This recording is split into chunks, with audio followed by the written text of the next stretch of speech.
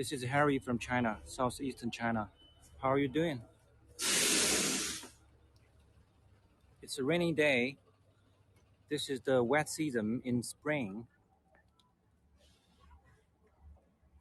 It is 8:30 in the morning. I've been to this town a couple of times for Hegel tours. I don't know if you have seen this town with me before, and but anyway, today this town takes on a different look in spring. So maybe you're curious about this town. Let me show you the views.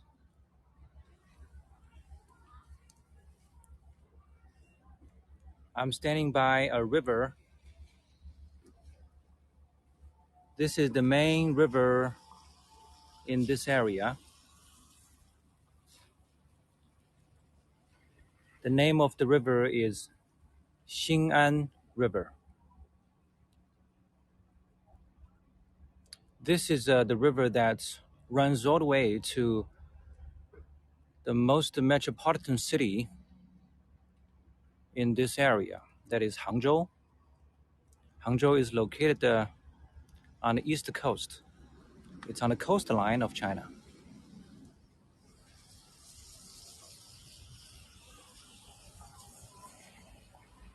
There's a small village on the other side of the river.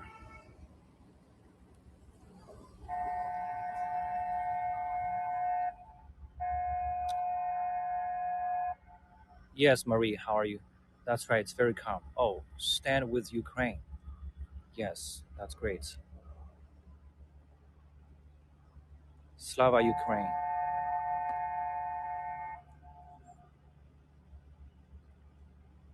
Hello, Mark.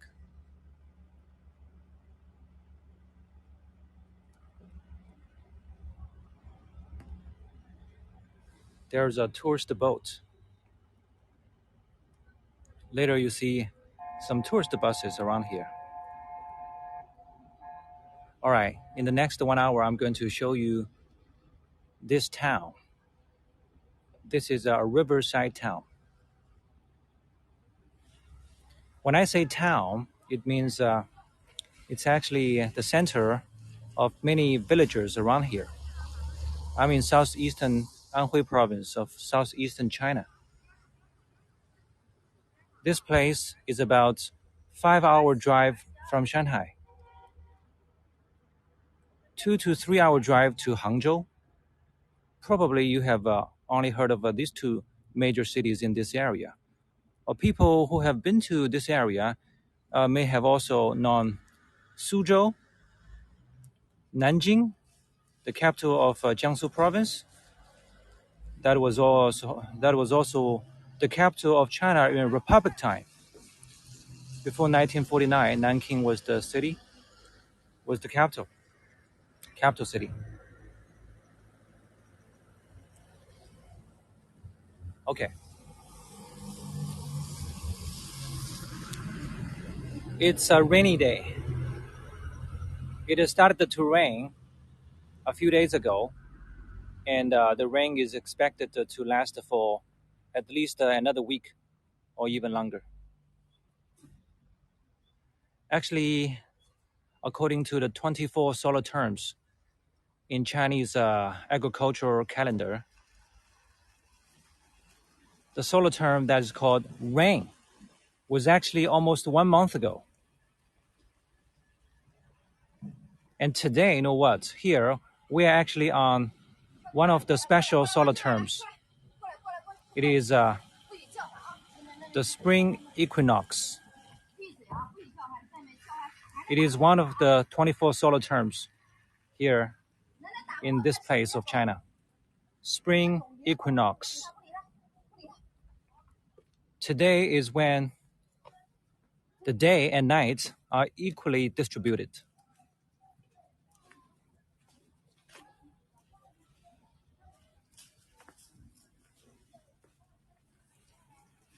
This river is in southeastern China, but it has nothing to do with the Yangtze River. Yangtze is the longest river in China, the third longest in the world. The other two longer ones in the world are the Nile and the Amazon. But this river, let me be clear, it has nothing to do with the Yangtze River. It's a pretty big river. There are mountains around here. And you can see the patches of canola fields.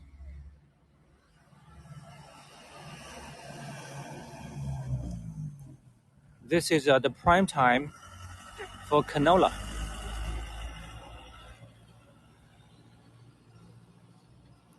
I live in rural China now.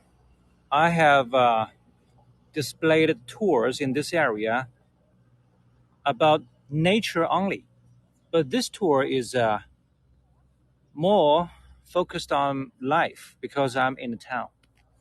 There are a lot of residential buildings, commercial shops, markets, and the people plying their trades and businesses, and also tourists. There are a lot of things going on here. All right, now let me walk you through this town.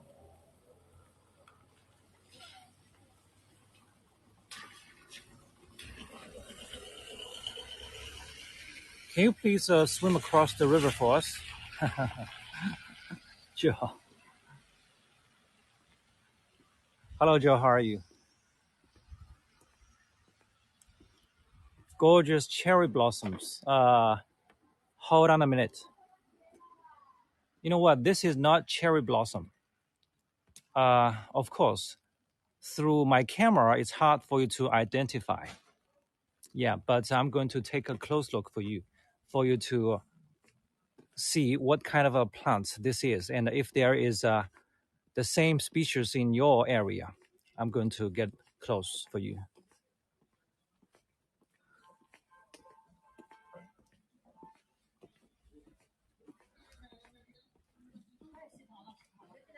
How can I pronounce your name? Ione. Okay. Of course, I have noticed you many times, but can you help me pronounce your name? Ion. Okay, Ion. Thank you, Ion. Ion, have a look. This is the plant you thought was cherry blossom. It is not.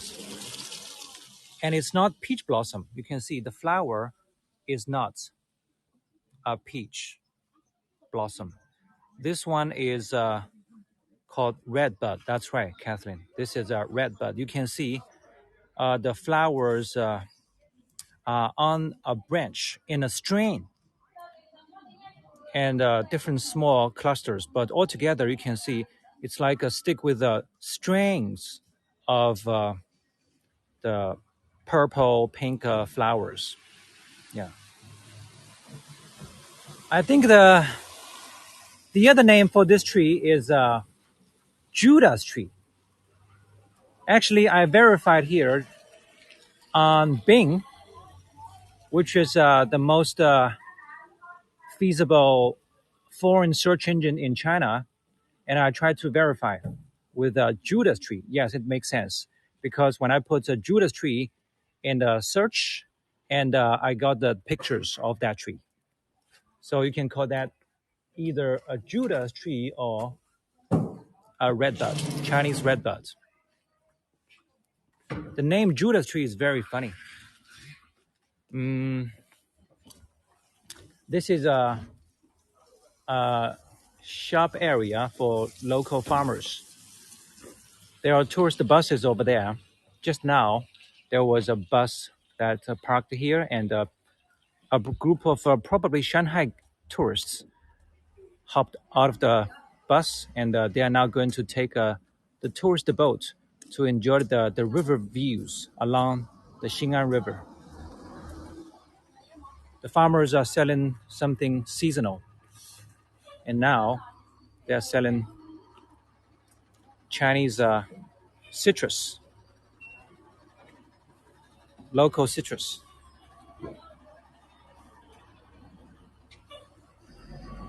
From Google, its common name derives from the belief that Judas Iscariot hanged himself from this tree, speechless after he betrayed Jesus. Wow. Thank you, River, for the search. Uh, Thank you for this piece of knowledge. I wondered why that tree is called Judas tree. All right, Chinese dream. Let's build Chinese dream all together. Chinese socialist values.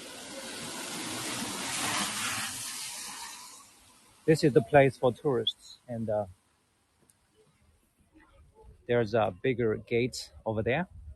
People come here to take the boat.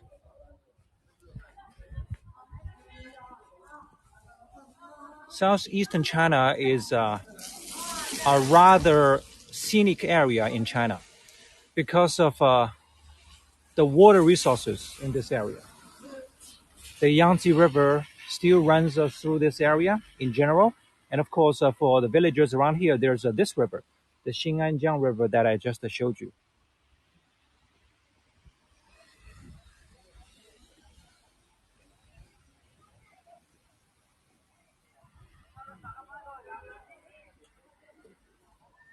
So for people who want to also go across to the village on the other side of the river, they can also come here and take a small boat.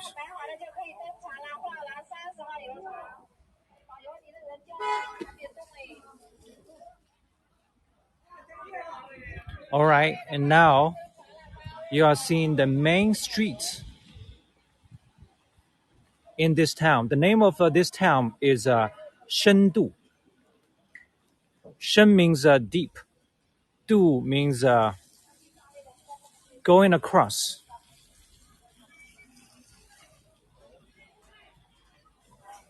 Deep crossing.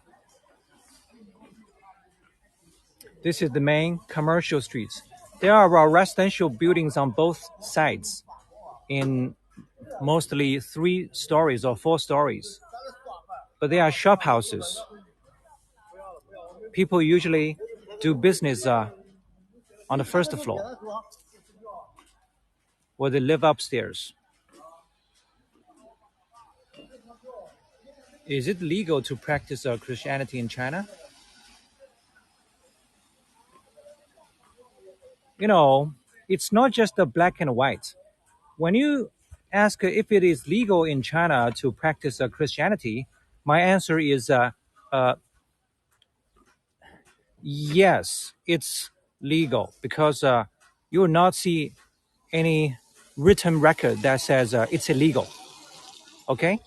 But is it easy to practice? Maybe you better ask it this way. Is it easy? Is it popular? Is it easy to practice? Then it's another question. It's another question. Yeah. Because as I know, a lot of, first of all, I don't really see any preachers, missionaries around. In Shanghai, in Beijing, there are some. Actually, I knew the presence of them, but not very common. And also, a lot of churches are not active. There were old church buildings because in Ming Dynasty, Qing Dynasty, there were missionaries from Western countries who actually preached in different cities in China at different times. So there are old churches in China that were founded originally by those missionaries in Ming Dynasty, Qing Dynasty, and the Republic time of China. But they are not very active. I know a lot of churches that are almost in a closed state. Yeah.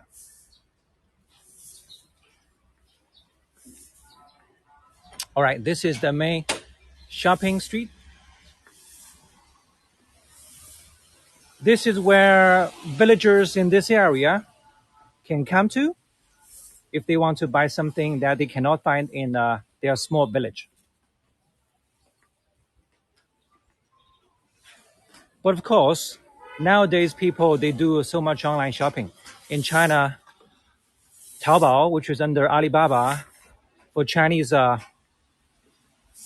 people, which is a B2C platform, people do a lot of online shopping.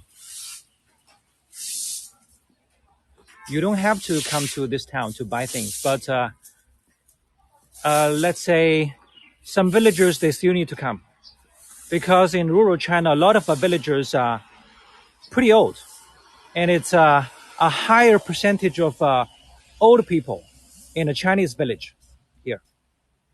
This is quite common, and I don't think it's not just I don't think it's just only in this area. It's across China. When you go to the backwater area of China, you see a lot of old people, not many young people. And this morning, how do the online shoppers get deliveries to villagers?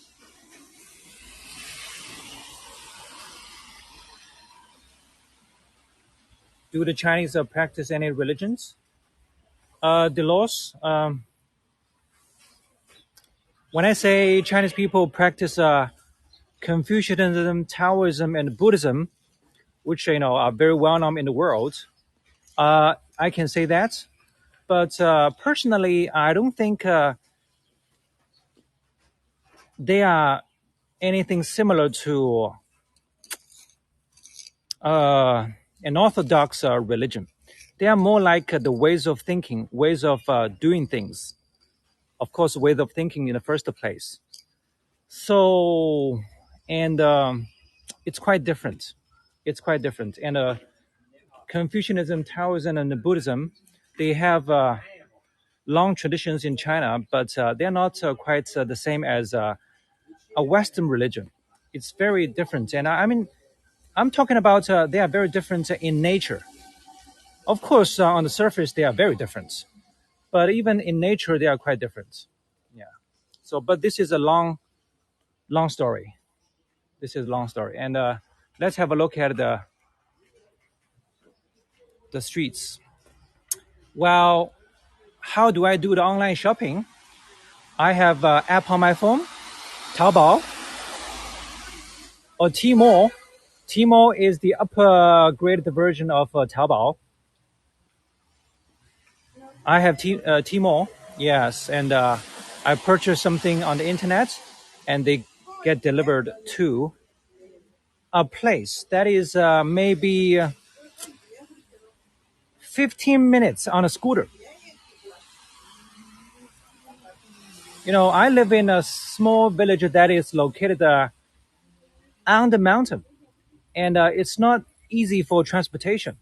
For people there getting their parcels, they have to, usually people, they take a scooter, and they drive about 15 minutes to a designated or franchised place to get their online parcel. This is how they do it. Mm.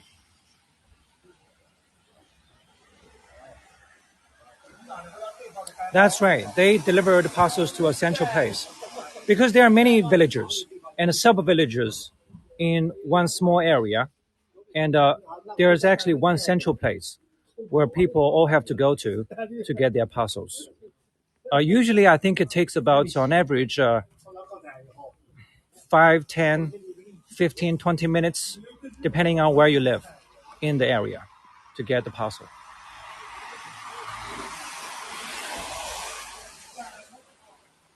There are a lot of restaurants. I believe they aim at the visitors to this town and the tourists. There are tourist groups. They come here in buses. It's a rainy day. Probably they are running a little bit slow, and it's not weekend.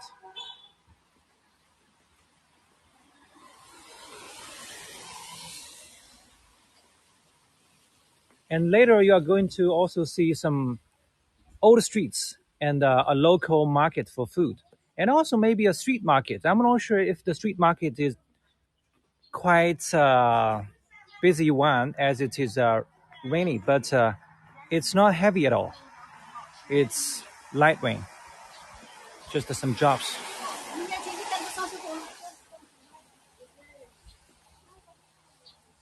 Oh, there is an old building, but you can tell this is a renovated old building, and this building used to be an ancestral temple, an ancestral temple, ancestral hall for a clan in this village.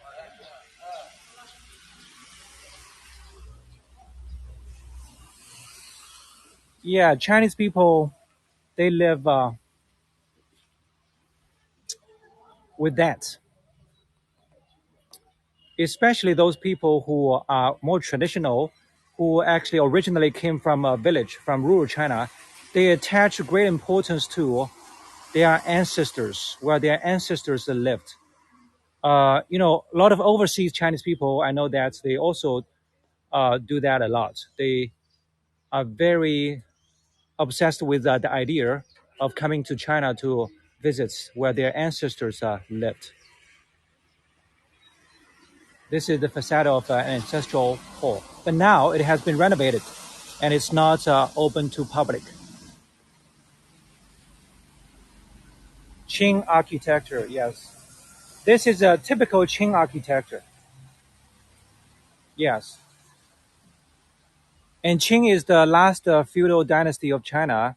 Therefore, uh, the old architecture of China actually mostly comes from Qing dynasty. Ming dynasty is a bit too far. Qing dynasty alone lasted for close to 300 years. Yeah. While Chinese traditional houses in brick and wood structure, usually in nature, don't last very long. So, in other words, you don't really get to see many original Ming dynasty architecture. You don't get that. It's not easy.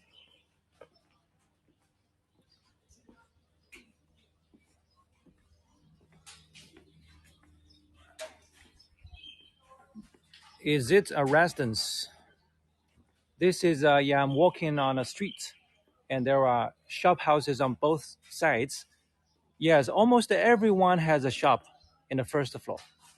And be, there are rooms maybe for people to live in or offices, whatever. Uh, this town is not big. It's about the size of 23,000 people. Not a lot for Chinese circumstance.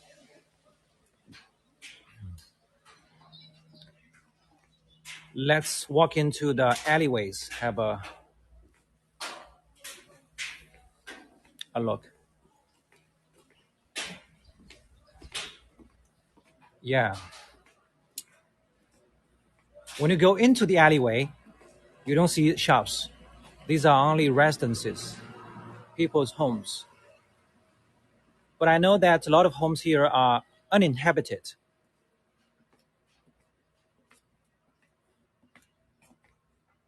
as most people are busy with their business and jobs in even bigger towns and cities. They're busy, right? Yeah. All right, now you can see some typical Anhui style of architecture feature that is the gable. It's called by local people the horse head gable. It sticks out from the side of the building and it goes higher than the roof. Somehow it looks like the head of a horse. Therefore, Chinese people call it the horse head gable. This is also a practical design to prevent the fire, in case there is any, from spreading to other houses.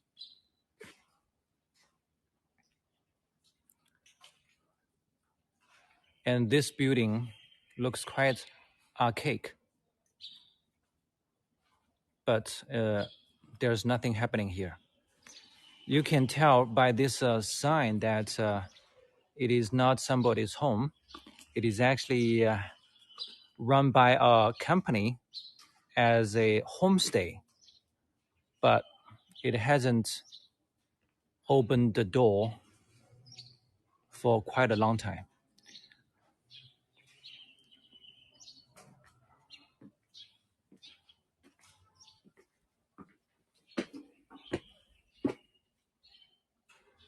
This notice was issued in the year 2021, and the other one was issued in March 2022, almost a year ago. Exactly 1 year ago, actually. And the notice says, according to the instructions of a higher office or authority due to the regulations for the COVID. This business is expanded. Thank you for your cooperation.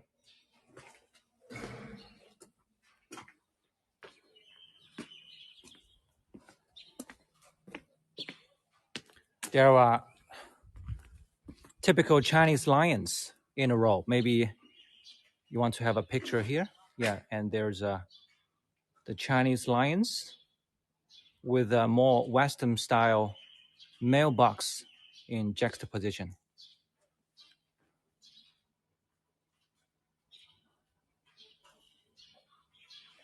I would love to see Tang Dynasty architecture, but it probably is gone. Yeah. There were Tang Dynasty architectures, but they are restored, not original. You probably can see some like stone ruins from Tang Dynasty. That's it. I don't think you can see anything original that is in the structure of a wood and brick. No.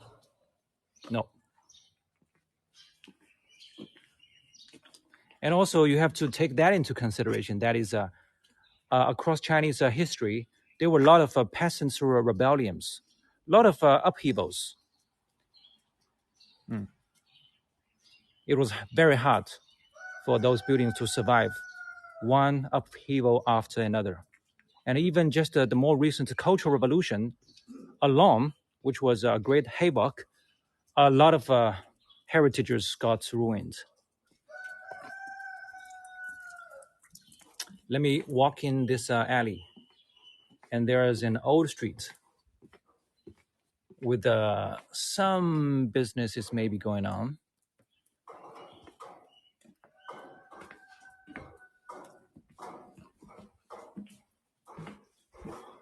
The four O's, yeah.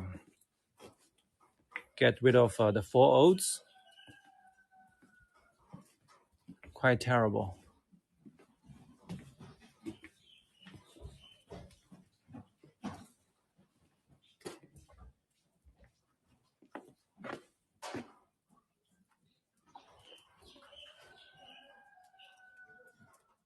I heard about that when I was a teenager at that same time. So many centuries, yeah.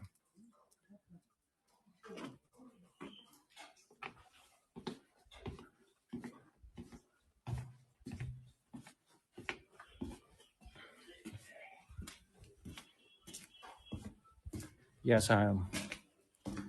Mary has a question. So, homestay was for residents, closed because it was a congregate living setting as opposed to private apartment. Do you think it will reopen? I don't think so, actually, Mary, because the business, I noticed that it was closed when I was here last time. Actually, for the first time here, almost a couple of months ago. So it has never had any sign of reopening. I don't think so. Probably that company runs into some kind of trouble. I don't think they're going to be reopened. I don't think so. And here I'm in the old street, and there are some businesses. That's the main old street. This old street used to be busy with local people. They came here and to buy tea, find tailors, different shops, different trades. But now it's very quiet, and there are only few shops still holding out here at the intersection. This one sells clothes, and the other one is a bamboo shop. There's a bamboo craftsman, bird cagers, baskets, sifts, and seeds. This one sells curtains.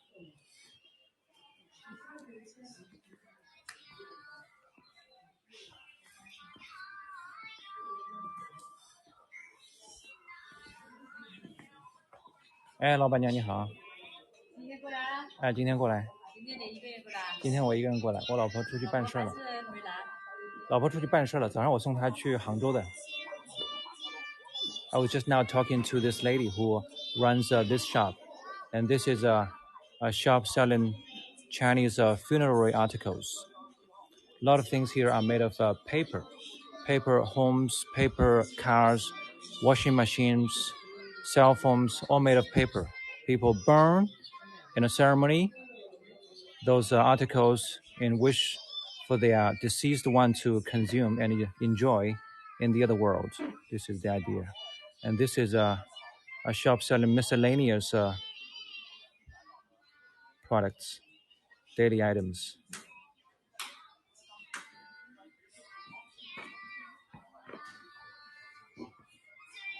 Things that are popular with local farmers, a lot of farming tools, cooking vessels, yes? And there's the hand warmer, the local rustic warmer, heater basket.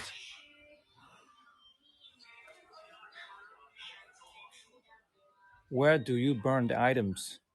It's a good question. Usually you burn it at the tomb. Usually. But you know what? Yes, here in rural China, people can find the tombs of their ancestors somewhere nearby. But in Shanghai, for instance, there's only the public cemetery. Well, there are days for people to commemorate the deceased. And in Shanghai, you sometimes see that people, they just do it for convenience in the neighborhood, on the ground, in public space. So every time when they do it, afterwards, you just see the burnt ground in the neighborhood. But it's quite common.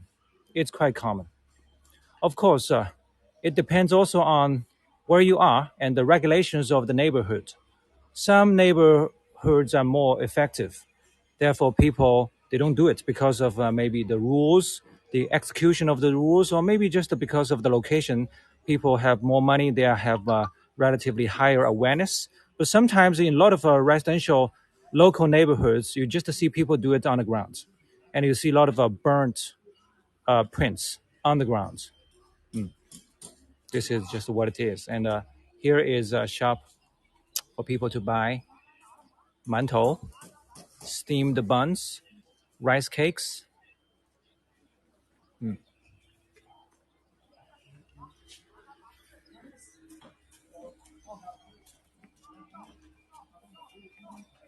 Same as a previous one I posted.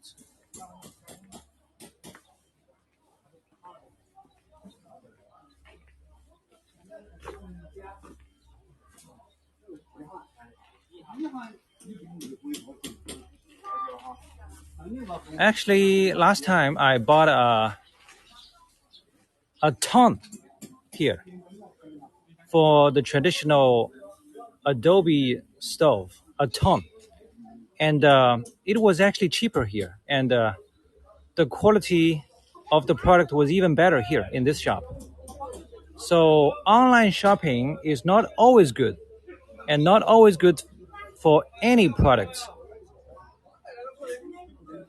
Actually, I bought a ton also on the internet. That was more expensive, but not as good.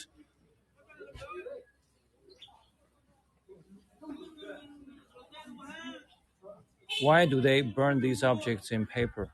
I mean, this is a tradition, and it has a lot to do with a superstition. Yeah, superstition.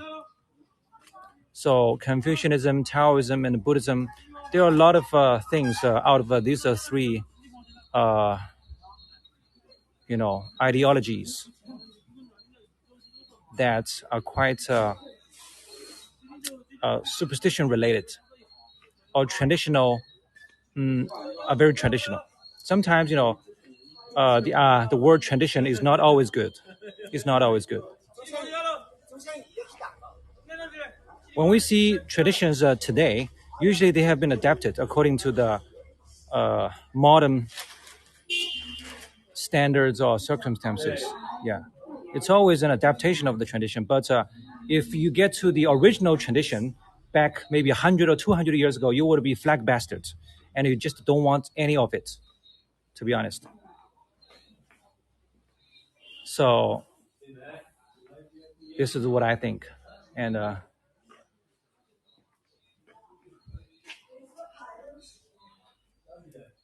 can you tell us what these items cost? I'm curious. Okay, curious. Uh, they are quite basic in price. Not you can see the how the shop just presents itself. Um, this is for local citizens, senior citizens, so it's not expensive. And a lot of things to me look like used products. 拍出去，我正好路过一下，我就拍一下嘛，这有什么关系啊？我又没拍具体的东西，我只是路过正好拍一下。然后因为我跟别人在对话，有些人好奇，我拍一下。我这边来过的，我住在这里的。All right, L'Oreal. Yes, these items cost. So you know what? This is very funny, and it just so happened I was trying to filming that shop with the items all in the shop, and you know I was in attempt to ask the price of some items, but there was some resistance from the woman probably who owns that shop, and she started to question me and saying why do I take pictures of the things in her shop, and why don't you go outside to take the scenery? Don't take my objects, take the scenery. So a lot of people here are not fond of being filmed. Yeah, but I can understand that. I talked about this because Chinese people are Chinese people are quite introverted.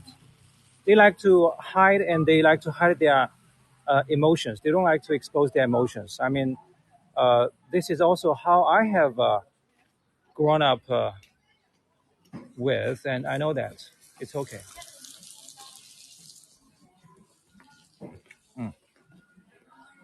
Do you blame them that's an invasion of their privacy?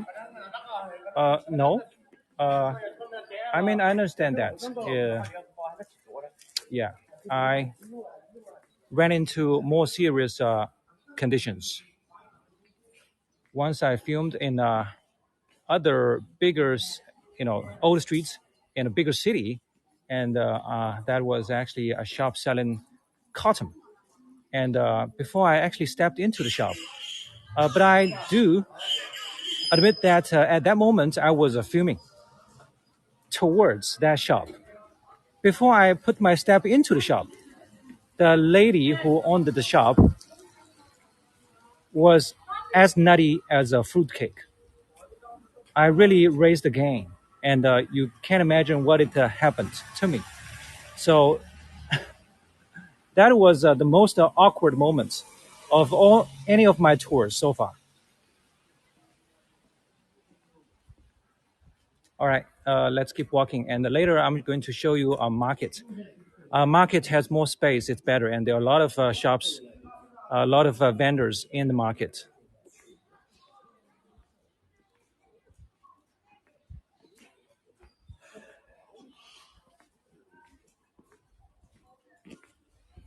And also, I don't know how much factor that I speak English also plays in some of the awkward circumstances.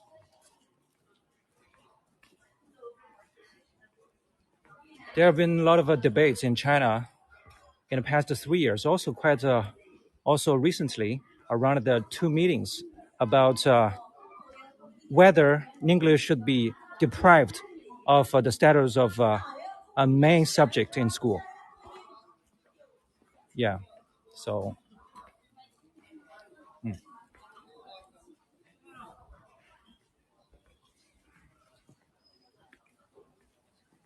All right, you can see across the street over there, street market. Let's over there, go over there, have a look.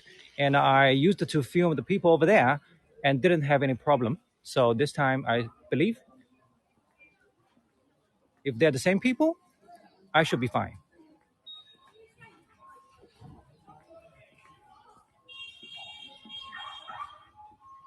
No problem. I have been there, and if they're the same people, you know what? There are people playing poker cards over there, and I had a problem over there last time. A lady asked me to first question me, why are you filming? And also she said, all right, if you want to film, pay us money. Pay us money. But actually, all right, let's go across. There's no traffic lights. Here in this small town, and also I have seen this in other big cities, even in China, that is, they don't sometimes set traffic lights. What they do is they advise the drivers to slow down and stop for any pedestrians. Yeah, and this is also a practice in Hangzhou, which is a very large city with the population over 10 million. They do the same, but not everywhere, of course. In most of the major intersections, there are traffic lights, but there are also a lot of crossings where there are no traffic lights. So you have to be always alerted when driving.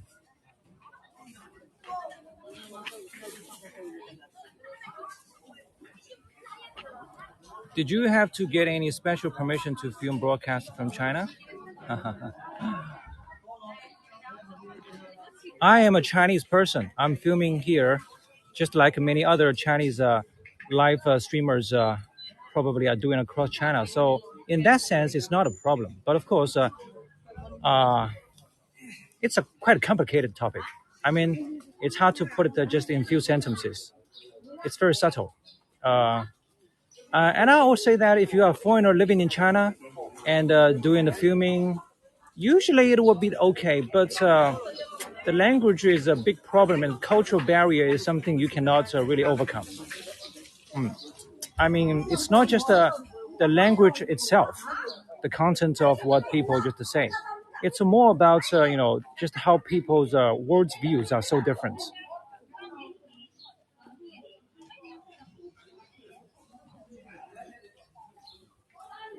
There's a market regulation office over there, and here are the all the street vendors. This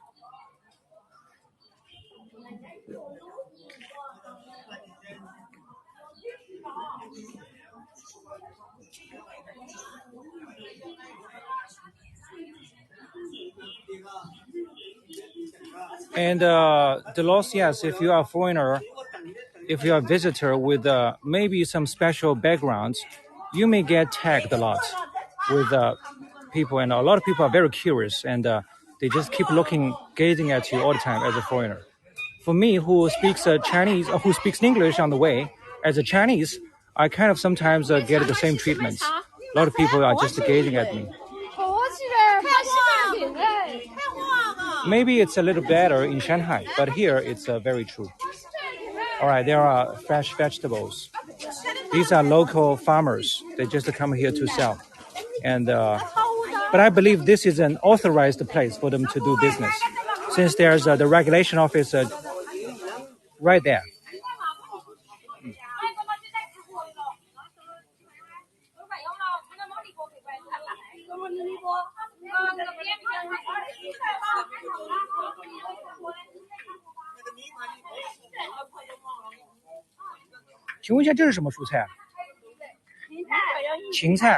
This is a kind of parsley, a local parsley, lettuce, cabbage, pickled vegetable,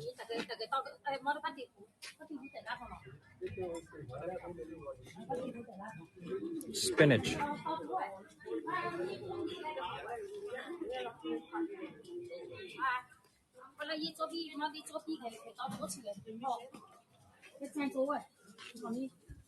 There are several vendors making pancakes, different kinds of pancake.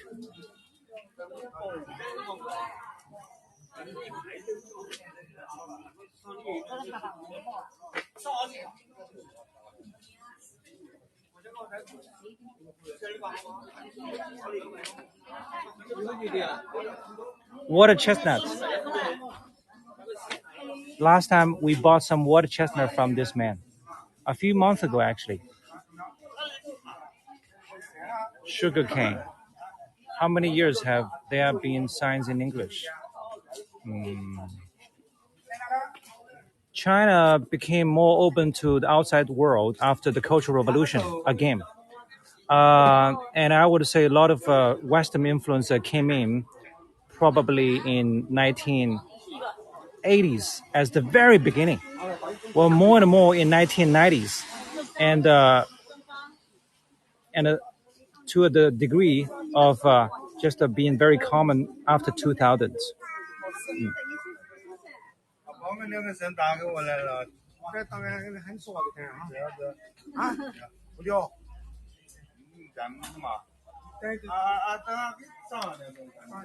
See, the people here, as I have filmed, and I just know that they should be probably better in handling a camera. Yeah. So there are all kinds of fruit. This is my favorite kind of pear. I like this pear a lot. Do you have the equivalent pear in your country? I'm not a big fan of pineapple. To me, it tastes a bit sour, too sour. I like pear. I like apples. And citrus, okay. Yes, I like citrus. I especially like oranges. Grapes, I don't mind and I like, but I don't buy it a lot. And there are bananas. Yeah, bananas are quite easy to get, and it's something we eat once every while. Mangoes, yeah, children like mangoes.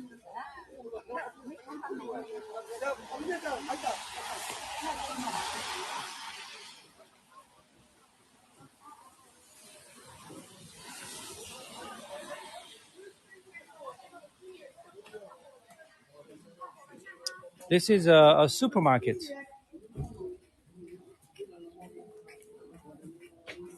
This is like your grocery grocery store. But in China, people they don't really go to a supermarket to buy their daily food items.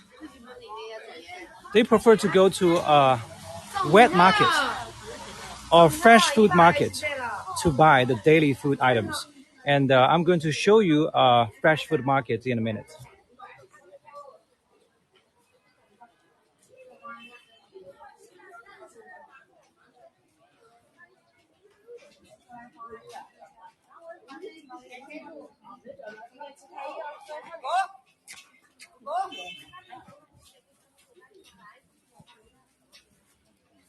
This is not Peking roasted duck. This is local roasted duck in Cantonese style with the local characteristics.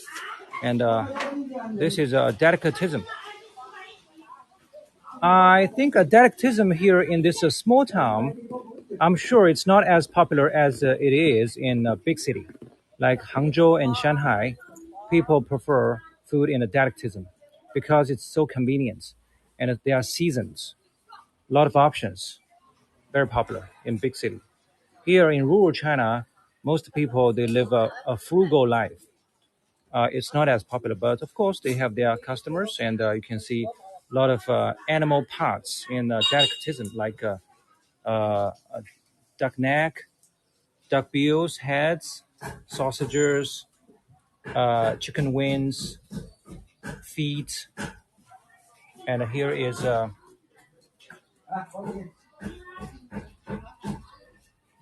there are some meat attached to the bones, the larger bones of a chicken. These are all seasoned and something you can just eat immediately after being cut into the delightful slices. Look, there's a tongue, ox tongue, duck wings, pig ears. chicken feet, fish, seasoned fish, tofu, all kinds of things.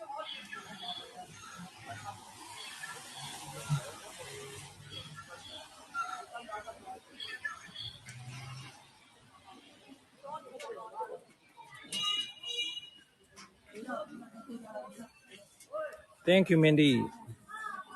Pennsylvania. My wife has a relative who now studies in Pittsburgh University, University of Pittsburgh in Pennsylvania, Mindy. And during the past Chinese New Year, we actually went to her parents' home to visit, and we had a talk. We want to learn about the education in the United States, yeah, and how. 哎，对，你好，一会儿来看一下你的蔬菜，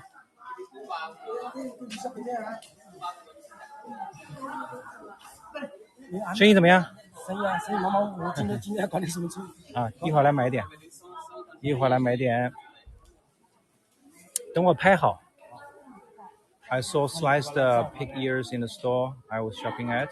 I live near the University of Pittsburgh. Wow. Wow. All right, let me show you around. This is the kind of market even residents in Shanghai and in Hangzhou, all across China, like to go to buy their fresh food for the day. Pig face. Air-dried vegetables, bacon, ham.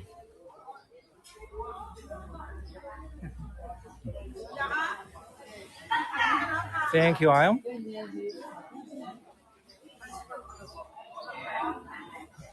Ionic.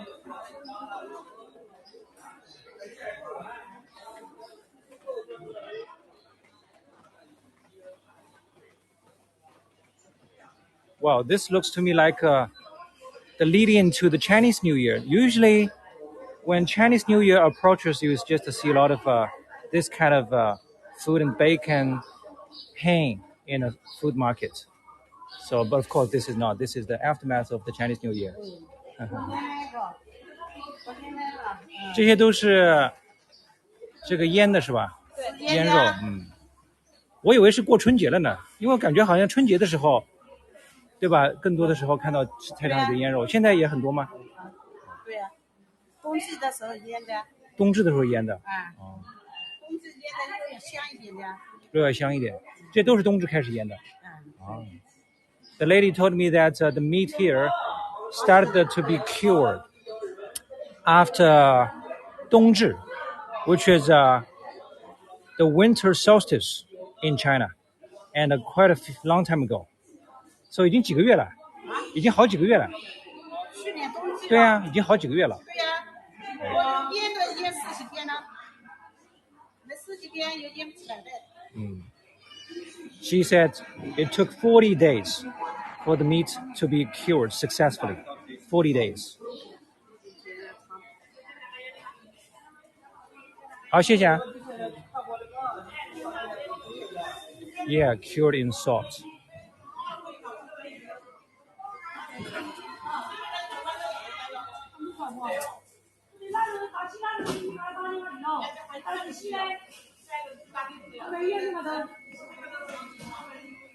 Potato, very small. 很小，小土豆。多少钱一斤啊？这个啊，10几块。10几块。我吃过一次以前。蛮好吃的。Do you have this kind of potatoes? It's very small. It's not cheap. It's quite expensive. And a week ago, I bought the mini potatoes for the first time. And I ate with my children and my wife. It was okay to us. There was nothing too special about it. So probably we're going to still buy the regular potatoes.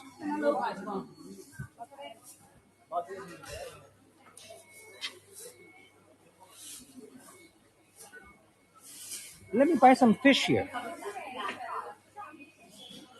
大姐，给我来点鱼。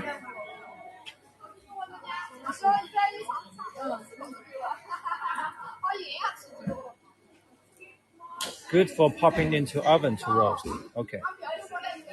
Yes, I have some in my fridge now. Wow, River. Yes, I have potatoes like that. Okay. It's something new to me. Or maybe I just didn't notice when I went to a market before.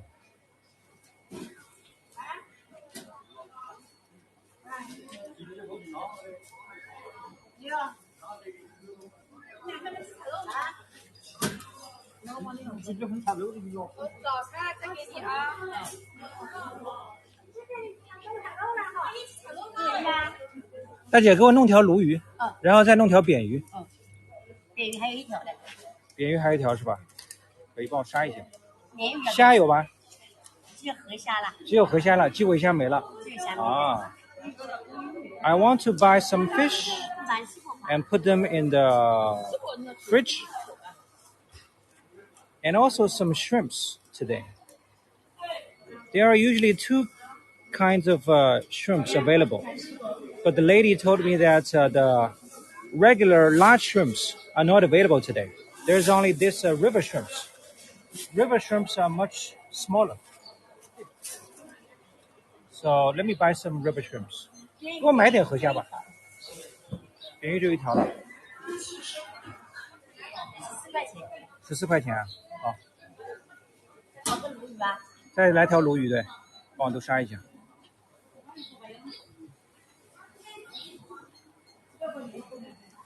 The first fish is 14 yuan. 这个13块。This fish is 13 yuan. There are two different kinds of fish. The first one is kind of like a turbot, as it is quite flat, but it's not a turbot. Let me be clear. It's a kind of carp that resembles a turbot. And the second fish is freshwater perch. I hope you don't mind. But this is the life here in China. A few years ago, there was an avian flu. And before the avian flu, when I went to a market like this, I used to buy live chicken. And the live chicken got slaughtered by the ladies and men like this, yeah, just on the spot in the market.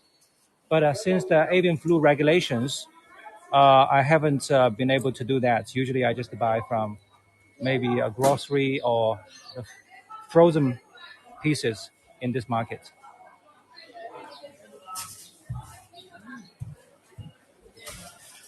Thank you, River, for your suggestion. Yes, I will do a cooking tour again with my wife. And my wife is the protagonist for any cooking tour. Do you mind? Do you mind seeing the images of the slaughtering of the fish? To Chinese people, it's nothing. It's just a daily life. I'm not sure.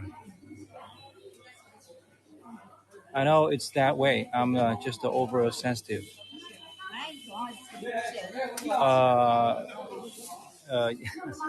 I mean, we just live different lives. Yeah, Laurel.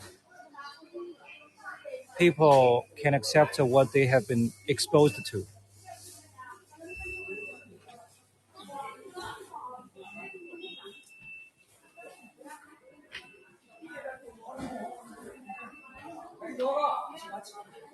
All right, the two fish cost me 27 yuan, which is like $4.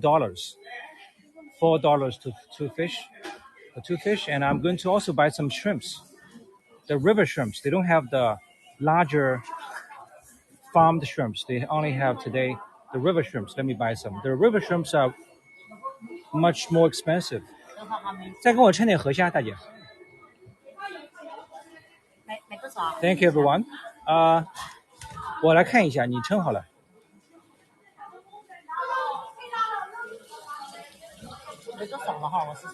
不用太多，因为我们这个今天应该吃不了太多，这点差不多了，大姐。大姐，这点差不多了，你再给我多，我吃不掉，可以了。够了吧？对，今天因为就我跟小孩3个人吃。That's what I need, and she wanted to give more, and I said it's good, it's good. 这些年也不吃了。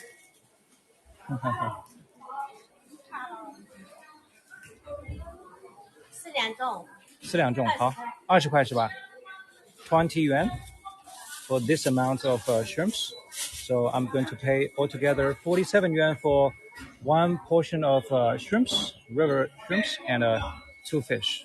Not too bad. All right, after the tour, I'm going to also go over there to buy some vegetables and maybe some snacks for children. I'm going to pay here, and everybody here now takes the WeChat payment or Alipay payment, the two most common ways even old people get to use. Not every old man or woman, but most people under 80s are able to handle it. So here is my WeChat. Go to my wallet, and here there's the option for payment. 因为开启付款功能. All right, this is my Huawei phone. Actually, I didn't use my Huawei phone for any payment. This is my first time. So there's a requirement for me to activate the payment function. Before the tour started, I sent some money to this account, and there were about $20 in it. So, but now I need to activate the account since I have never used any payment on my Huawei phone. I am now filming on my Apple phone. So guys, I probably just wrap it here. Does not bother me. I cleaned fish as a child, so that doesn't bother me. I would like to see a chicken killed. Okay, Jane. A chicken killed that. Yeah, I told you that happened just so ordinarily in China years ago before the last quite serious avian flu. But after that, it stopped as a practice in a Chinese market. Unless you go to maybe an unregulated, a black market, but not here in this market.